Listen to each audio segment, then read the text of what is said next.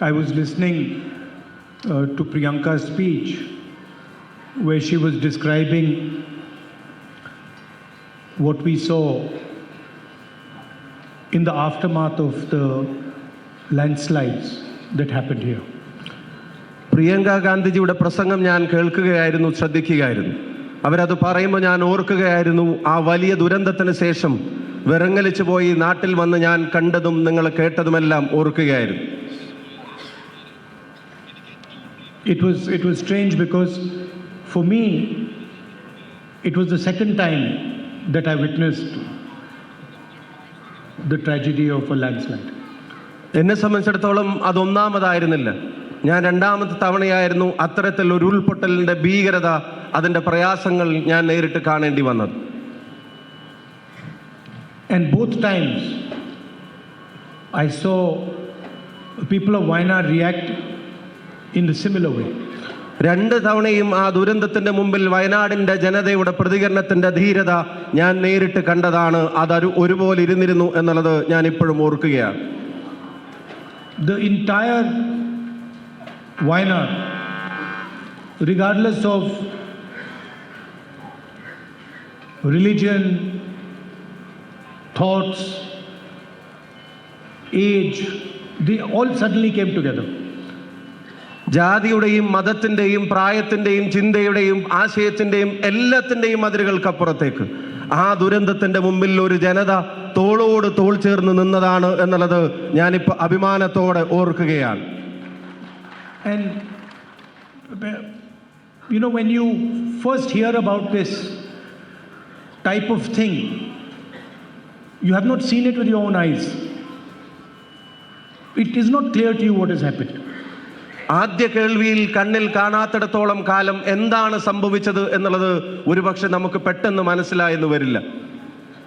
I remember the first time I saw this, we went up a little hill from where we could see that almost the entire village had been washed away.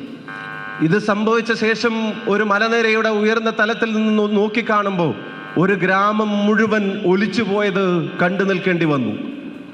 If people had not told me that there was a village there, I would never have known there was a village there.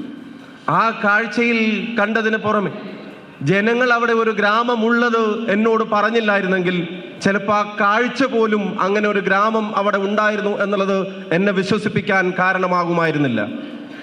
And second time again we climbed up, I remember, hill nearby here, and we walked up. It was quite muddy, and I remember the firemen were working day and night. And then when you look down from the top of the hill, you realize the scale of the violence that nature has carried out. രണ്ടാമത് വന്നപ്പോൾ മലനിരകൾ നടന്നു കയറിയപ്പോൾ മണ്ണും ചളിയും താണ്ടിയപ്പോൾ ഉയരത്തിലെത്തി താഴോട്ട് നോക്കിയപ്പോഴാണ് പ്രകൃതിയുടെ ആ ഭീകര താണ്ഡവത്തിന്റെ അതിന്റെ അപകടാവസ്ഥ എത്രത്തോളമാണെന്ന് നേരിട്ട് ബോധ്യപ്പെട്ടത്. How suddenly the most beautiful mountains suddenly become violent and hundreds of people die in seconds. മനോഹാരിതയുടെ പ്രതിബിംബങ്ങളായിരുന്ന ആ മലനിരകൾ അത് വലിയ ഖേദത്തിന്റെ ദുഃഖത്തിന്റെ കേന്ദ്രങ്ങളായി മാറിയതിന്റെ നിരവധി മനുഷ്യ ജീവനുകൾ പൊലിഞ്ഞു പോയതിന്റെ വേദനയായിരുന്നു കണ്ടു നിൽക്കേണ്ടി വന്നത്. I remember a little boy who we were talking to, whose entire family had drowned in front of him, and he had tried to save everybody. ഞാനൊരു ചെറിയ ആൺകുട്ടിയുമായി സംസാരിച്ചത് ഞാൻ ഓർക്കുകയാണ്. തൻ്റെ കൺമുന്നിൽ കുടുംബം മുഴുവൻ ഒലിച്ചു പോകുന്നത് കണ്ടു നിൽക്കേണ്ടി വന്ന ദുരന്തം താങ്ങേണ്ടി വന്ന ഒരു ചെറിയ കുട്ടി. So you lost a lot, but you never lost your spirit. ഒരുപാട് നഷ്ടങ്ങൾ സംഭവിച്ചെങ്കിലും വയനാടിന്റെ ജനത അവരുടെ ആത്മവീര്യത്തെ നഷ്ടപ്പെടുത്തിയിരുന്നില്ല എന്നുള്ളതാണ് ഈ സംഭവങ്ങൾ ഓരോന്നും തെളിയിച്ചത്. You never lost your courage. You never lost your courage. നിങ്ങളുടെ ധീരത ഒരിക്കലും നിങ്ങൾക്ക് കൈമോശം വന്നിരുന്നില്ല. And most important, more important than spirit and courage, you never lost compassion for other people. അതുമാത്രമല്ല, ആത്മവീര്യത്തെക്കാളും ധീരതയെക്കാളും ഞാൻ ഒരു കാര്യം കൂടെ ചേർത്ത് പറയാൻ ആഗ്രഹിക്കുന്നു. അതിനേക്കാൾ എല്ലാം പ്രാധാന്യത്തോടെ ആ നഷ്ടങ്ങൾക്ക് നടുവിലും കൂടെയുള്ളവരെ മറ്റുള്ളവരെ കരുതാനുള്ള നിങ്ങളുടെ മനസ്സ് അത് ദൃഢമായി നിന്നു. അത് നിങ്ങൾക്ക് ഒരിക്കലും കൈമോശം വന്നിരുന്നില്ല. For many of us who were not directly impacted by the tragedy, this was a huge event.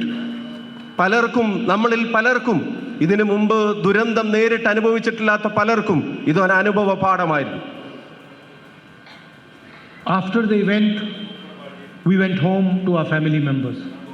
ഈ ദുരന്തത്തിന് ശേഷം കുടുംബങ്ങളിലേക്ക് അവരുടെ അംഗങ്ങളോടൊപ്പം തിരിച്ചു പോരാൻ We slept in our house. സ്വന്തം വീടിൽ കിടന്നുറങ്ങിയിരുന്നവർ, We played with our friends. സുഹൃത്തുക്കളും ഒന്നിച്ച് സമയം ചെലവഴിച്ചവർ. But for the people who were impacted by the tragedy, this was not an event. പക്ഷേ ഈ ദുരന്തം താങ്ങേണ്ടി വന്നവർക്ക് ചിത്രം അതായിരുന്നില്ല അവരുടെ മുമ്പിൽ വരച്ചു വെച്ചിരുന്നത്.